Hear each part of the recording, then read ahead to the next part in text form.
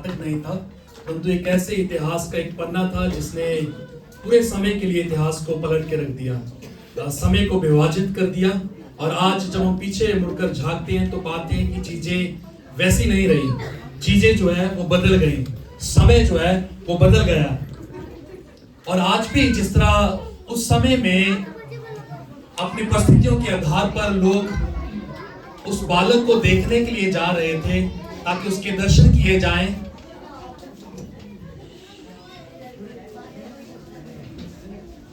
हम थोड़ा शांति बनाए रखेंगे। मैं ज्यादा समय नहीं लूंगा, हम फिर मनोरंजन की तरफ रुख करेंगे, लेकिन जितना समय मैं आपके साथ हूं मैं आपका ध्यान चाहूंगा। जब उस समय में लोग यीशु को जो बालक के रूप में जन्म लिया देखने के लिए आ रहे थे, तो तमाम तरह की परिस्थितियां उनकी थी। एक वो लोग जो चरवाहे थे, गडरिये थे, और उनकी हैसियत इतनी थी कि उनको कोई भी बातचीत उनसे कोई करना नहीं चाहता था। ना समाज में उनका कोई रुतबा था, ना समाज में उनकी पहचान थी। अगर किसी के पास अंतिम समय में कोई खबर पहुंचाई जाती तो वो चरवाहे थे जिनको कोई बुलाना चाहता था, लेकिन परमेश्वर उनके पास चला गया। उसके बाद हमने मयूसियों को देखा, बुद्धिजीवी लोगों को देखा जो इस बात को देख के आ रहे थे कि एक तारा है जो आकाश में है, जो इस बात को बताता है कि यीशु का जन्म हुआ है। और ये बालक जो है वो कोई आम नहीं है, परंतु वो राजाओं का राजा है। लेकिन उस बीच में जो बात घट रही थी, परमेश्वर का संदेश उन लोगों के पास जा रहा था जो इसको उम्मीद नहीं कर रहे थे, जो इसकी कल्पना नहीं कर रहे थे। आज भी परमेश्वर उन लोगों तक पहुंचने का प्रयास कर रहा है या पहुंचना चाह रहा है जो अपने आप को सोचते हैं कि मैं नाचीज हूं, या मैं इस योग्य नहीं हूं, मैं उतना धनी नहीं हूं, या समाज में मेरा उतना रुतबा नहीं है। लेकिन परमेश्वर आपको छूना चाहता है। जैसे हम नाटक में देख रहे थे, जो एक वाक्य बार बार बोला जा रहा था जिसमें कहा जा रहा था कि जब ये बालक का जन्म हो रहा था तो स्वर्ग पृथ्वी को छूने की कोशिश कर रहा था। स्वर्ग पृथ्वी को छूने की कोशिश कर रहा था, जिसका अर्थ ये है कि परमेश्वर बालक के रूप में या मनुष्य का रूप धारण करके पृथ्वी पे आ गया ताकि वो हम जैसे लोगों को छू सके। लेकिन इस बीच में सवाल जो आता है वो ये है कि यीशु जो परमेश्वर है उसका बालक बनना ही जरूरी क्यों था, या वो मनुष्य ही क्यों बना। एक दैविक पावर होने के नाते या शक्तिशाली सामर्थ्य होने के नाते वो आ सकता था, लेकिन वो एक ऐसी जगह में चला गया जिसका नाम नासरत है। और नासरत का अर्थ हमने अभी हाल ही में जाना था कि ये वो जगह जहां पे कुछ भी अच्छी चीज जो है या महत्वपूर्ण चीज जो है वो नहीं आ सकती, उस जगह को चुन लिया। और जब आप यहां पे एंटर कर रहे थे तो अपने गेट के पास देखा होगा एक मेजर, एक चरनी लगी हुई है। दूसरे शब्दों में कहें तो एक झोपड़ी टाइप लगता है कि कुछ है। और उस जगह पे पवित्र शास्त्र बाइबल बताता है हमें कि वहां पे परमेश्वर ने चुना कि वो उसका जन्म वहां पे हो। यहाँ पे पेरेंट्स बैठे हैं, कई शादीशुदा हैं, कईयों की शादी हो चुकी है और कईयों की होने वाली है। लेकिन जब बच्चे की बात होती है तो अक्सर उम्मीदें जो हैं वो चरम सीमा पे होती हैं। हम तरह तरह की कल्पनाएं करते हैं कि जब हमारे बच्चे का आगमन होगा तो उसका स्वागत जो है इस प्रकार से किया जाएगा। महीनों पहले तैयारियां शुरू हो जाती हैं कपड़े को खरीदने की। अगर वो बेटी है तो पिंक कलर के कपड़े, ब्लैंकेट, कैप, सॉक्स सब कुछ खरीदा जाएगा। लेकिन वो अगर लड़का है तो ब्लू कलर का सब कुछ खरीदा जाएगा। लेकिन मानो जब यीशु का जन्म हो रहा था जो परमेश्वर है, तब क्या तैयारी की गई थी? सिर्फ ये कि छोटी सी जगह उनको मिल जाए ताकि परमेश्वर जो उद्धार करता है वो जन्म ले सके। क्यों ऐसा हुआ? क्योंकि परमेश्वर उस चीज के माध्यम से हर उस छोटे व्यक्ति के पास पहुंचना चाह रहा था जो अपने आप में ये मान चुका था कि मैं अपने आप में परमेश्वर के पास नहीं जा सकता, मेरी पहुंच जो है वो परमेश्वर तक नहीं हो सकती। आज भी जब हम परमेश्वर की बात करते हैं तो हम अपने स्टेटस के हिसाब से बात करते हैं कि यदि मैं काबिल हूं, या मेरे पास धन है, या समाज में मेरा रुतबा है, मेरी अच्छी खासी जान पहचान है, तो मैं सीधे तौर पर परमेश्वर से बात कर लूंगा, अन्यथा मैं परमेश्वर तक पहुंच नहीं पाऊंगा। क्योंकि धनी लोग ही परमेश्वर को सेलिब्रेट कर सकते हैं। मैं गरीब हूं, लेकिन परमेश्वर ने हमारी परिस्थितियों में आकर उस पड़ाव को या उस हिस्से को छुआ जो जरूरी था। एक छोटी सी कहानी बताता हूं मैं आपको। एक 5 साल का बच्चा था जो रेलवे स्टेशन पे बैठा हुआ था, बेघर था, मां बाप नहीं थे और सर्द का मौसम था, ठंडी हवा चल रही थी और उसके शरीर पर पर्याप्त कपड़े भी नहीं थे। वो इधर उधर झांक रहा था जब बच्चे अपने माता पिता का हाथ पकड़कर ट्रेन में चढ़ रहे थे। वो देख रहा था जब किसी के माँ बाप बच्चों को कुछ ना कुछ खाने के लिए दिला रहे थे, कैसे उस बच्चे को उनके माँ बाप जब उनके रिश्तेदार गले लगाकर अपने प्रेम का इजहार कर रहे थे। वो बच्चा देख रहा था। कई लोग उसके आसपास से गुजरे, उसको देखा, कईयों ने तरस खाया, लेकिन तरस खाते हुए वो आगे निकल गए।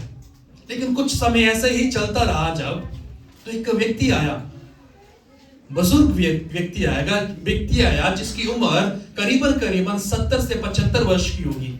उसने उस बालक को देखा जो 5 वर्ष से था, जो कांप रहा था, जो इस चीज की खोज में था कि कोई उसको अपना होने का एहसास दे। उसने कुछ नहीं कहा। उसके पास एक जैकेट थी मोटी, उसने उतारी और उस बालक को पहना दी और उसके पास उसके हाथ पकड़कर बैठ गया। और उस बच्चा जो इस बुजुर्ग व्यक्ति को देख रहा था, उसके एहसास से रोने लगा, क्योंकि जब उसके हाथ को थामा गया तो उसको यह एहसास होने लगा कि मुझे भी कोई प्रेम कर सकता है, मुझे भी कोई जानता है। इतनी बड़ी भीड़ में एक व्यक्ति है जिसकी नजर उस पर पड़ी और उसने मुझे नजरअंदाज नहीं किया। ठीक उसी प्रकार से परमेश्वर हमारे समाज में या हमारी जगह में, हमारे संसार में मनुष्य का रूप धारण करके आया ताकि हमसे बात कर पाए। वो कोई जानवर बन के आ सकता था, वो कोई पक्षी बन के आ सकता था, लेकिन वो नहीं आया। अगर मुझे आपसे बात करनी है तो मुझे क्या होना पड़ेगा? व्यक्ति होना पड़ेगा। मुझे आपकी भाषा सीखनी पड़ेगी ताकि मैं आपके साथ बातचीत कर सकूं। यीशु मसीह ने वैसा ही किया, मनुष्य का रूप धारण किया। सबसे सामर्थी वो शेर का रूप धारण करके नहीं आया, या आकार में जो बड़ा हो वो जिब्रा का रूप धारण करके नहीं आया। सबसे चालाक व्यक्ति पशु जिसको कहा जाता है, लोमड़ी बन के नहीं आया ताकि लोगों का ध्यान अपनी ओर खींच सके। वो एक साधारण व्यक्ति के रूप में मनुष्य का रूप धारण करके हमारे मध्य में आ गया ताकि हमसे बातचीत कर सके, ताकि हमें अपने होने का एहसास दिला सके, ताकि हमारे हाथ को थामे और कहे कि जब पूरी भीड़ तुम्हें दरकिनार कर रही है, जब पूरी भीड़ तुम्हें देख नहीं रही है, मैं तुम्हें देख रहा हूं। और ये क्रिसमस का सीजन या क्रिसमस का जो सेलिब्रेशन है वो इसी बात को दिखाता है कि God has not left us where we are, कि परमेश्वर ने हमें उस जगह पे नहीं छोड़ा जहां पे हम हैं, but then he came down to talk to us। वो नीचे उतर आया ताकि वो हमसे बातचीत कर सके, हमें अपने होने का एहसास हो सके। हम उस वातावरण में या उस समय में जी रहे हैं जहां पे हम भीड़ का हिस्सा जरूर हैं, लेकिन अपनापन जो है फिर भी है महसूस नहीं होता है। आज जब हम सोशल मीडिया को देखते हैं तो सोशल मीडिया के ऊपर हमारे मित्रों की संख्या जो है वो सैकड़ों में है, लेकिन कोई व्यक्तिगत तौर पे बहुत कम होगा जो हमें जानता होगा, जिसके साथ हम अपनी भावनाओं को बांट सके, जिनको कह सके कि ये व्यक्ति मुझे जानता है। अगर मैं इसको इस समय में कॉल करूं वो तुरंत मेरे लिए हाजिर हो जाएगा। हमारे मित्रों की सूची जो है वो सैकड़ों में, हजारों में है, और हम इस बात के ऊपर फक्र करते हैं कि मेरे इतने फॉलोवर हैं। YouTube की बात करें तो मेरे पास इतने सब्सक्राइबर हैं, लेकिन क्या वो मुझे व्यक्तिगत तौर पे जानते हैं? क्या वो मेरे लिए खड़े होंगे जब मुझे जरूरत होगी? लेकिन यीशु कहते हैं कि जिस तरह मैं स्वर्ग धाम छोड़कर पृथ्वी पे आ गया तुम्हें अपना बनाने के लिए, तुम्हें अपना एहसास दिलाने के लिए, ताकि तुम इस बात को जान सको कि मैंने तुम्हें छोड़ा नहीं है। वो बालक का रूप धारण कर यूहन्ना का सुसमाचार उसका पहला अध्याय हमें बताता है बाइबल में जो है कि परमेश्वर मनुष्य का रूप धारण करके आया। आदि में जो वचन था, वो वचन जो था वो परमेश्वर के संग था, और वो वचन जो था स्वयं परमेश्वर था। और वही शब्द जो, वही वचन जो है वो देहधारी हो गया, मनुष्य का रूप धारण कर लिया ताकि हमारे मध्य में आ जाए। जब भाई राजेंद्र और बहन मुस्कान आगे आ रहे थे तो उन्होंने एक सवाल उठाया था, अगर आपके जहन में हो तो। वो कह रहे थे कि क्रिसमस का कारण क्या है, क्यों किया जाता है सेलिब्रेट इसको। क्रिसमस का अर्थ जो है या कारण जो है वो ये है कि परमेश्वर हमारे लिए उद्धार बन के आ गया, परमेश्वर हमारे अंधकार में वो रोशनी बन के आ गया। अन्यथा जो चीजें घट रही थी उनको स्वीकार कर लेना बड़ा मुश्किल था। कल्पना कीजिए मरियम का, जैसे बताया जा रहा था कि वो लड़की ही थी, एक आम लड़की थी, और उस समाज में यदि एक कुंवारी लड़की गर्भवती पाई जाए तो क्या होगा। उस समाज में जो सजा निर्धारित की गई थी वो ये थी कि उस पे पथराव किया जाएगा और उसको मार दिया जाएगा। यूसुफ जो उसका मंगेतर था, जिसके साथ उसकी हाल ही में शादी होने वाली थी, उसके मन में आया मैं इसको छोड़ देता हूं, क्योंकि समाज में मेरा भी रुतबा है, मेरा परिवार है, क्या कहेंगे कि ये तो शादी से पहले ही गर्भवती हो गई। कई बार जब हम परमेश्वर के पीछे चलने का प्रयास करते हैं, कठिनाइयां आती हैं, मुश्किलें आती हैं। जैसे हमारे समाज में कहा जाता है कि सच जो है वो कड़वा होता है, ट्रुथ जो है वो हमेशा बिटर होती है, और उसको हजम कर लेना, डाइजेस्ट करना बड़ा मुश्किल है। लेकिन जो उसको हजम कर लेता है वो प्रोग्रेस करता है, वो सच के साथ चल पाता है। और यूसुफ उस चीज को मान रहा था। मरियम उस बड़ी योजना को लेके चल रही थी जो परमेश्वर ने अपने स्वर्गदूत के द्वारा से उसे कही थी कि ये मेरी तरफ से है। और मरियम के वाक्य ये थे कि मैं तेरी दासी हूं परमेश्वर, और जैसा आप चाहते हैं वैसा ही मेरे साथ हो। परमेश्वर के काम करने का तरीका जो है, हो सकता है कि हमें पसंद ना आए, जिस तरह से वो हमें इस संसार को चला रहा है, हो सकता है कि हमें पसंद ना आए, but at the end of the day, आखिर में सब कुछ सही हो जाता है। सब कुछ चीजें जो है परमेश्वर अपनी अपनी जगहों पे लौटा देता है।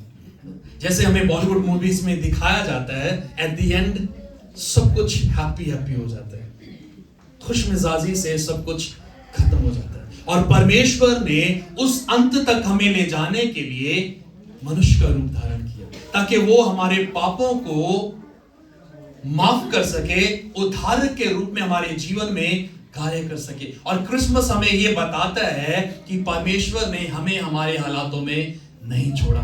ये रौनक, ये लाइटिंग, ये डांस, ये गाना, सब कुछ सही है, लेकिन इसके बीच में जो सेंटर है या मुख्य चीज है वो ये है कि यीशु आया है, और जब वो आया है तो वो मुझे बचाने के लिए आया है।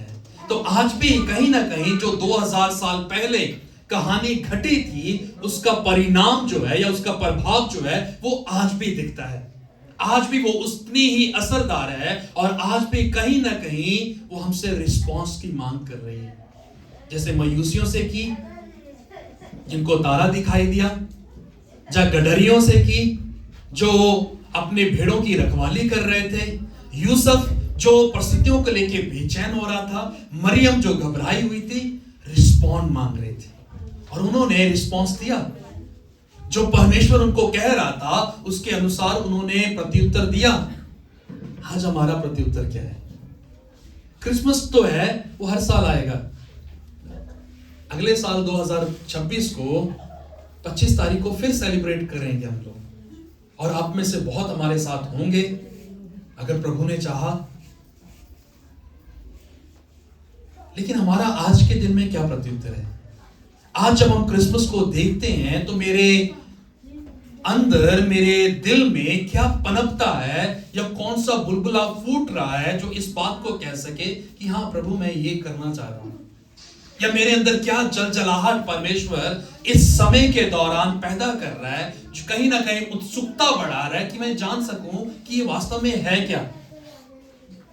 नहीं तो दिन आता है, ढल जाता है, रात हो जाती है, फिर अगला दिन शुरू हो जाता है। लेकिन प्रतिदिन कुछ ना कुछ हमसे मांग कर रहा है।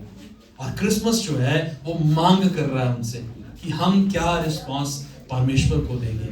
क्रिसमस के समय में परमेश्वर के पास जो सबसे बहुमूल्य चीज थी, उसका इकलौता पुत्र अर्थात यीशु, उसने वो दे दिया।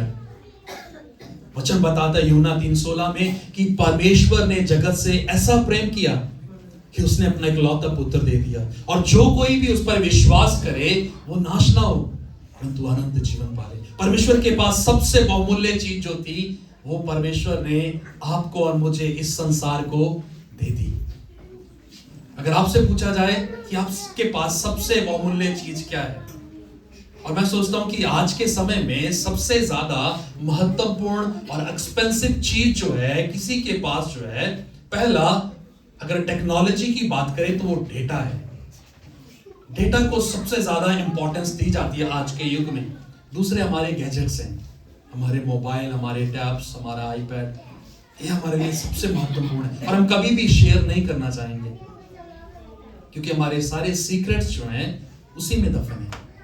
हम वास्तव में हैं क्या, उसी में दफन है, और हम कभी भी नहीं चाहेंगे कि वो किसी के हाथ लग जाए। लेकिन परमेश्वर ने सबसे बहुमूल्य चीज जो है हमें दे दी। आप क्या क्रिसमस के समय में देंगे? आप परमेश्वर को क्या ऑफर करेंगे उसके बदले में जो परमेश्वर ने आपके लिए किया है?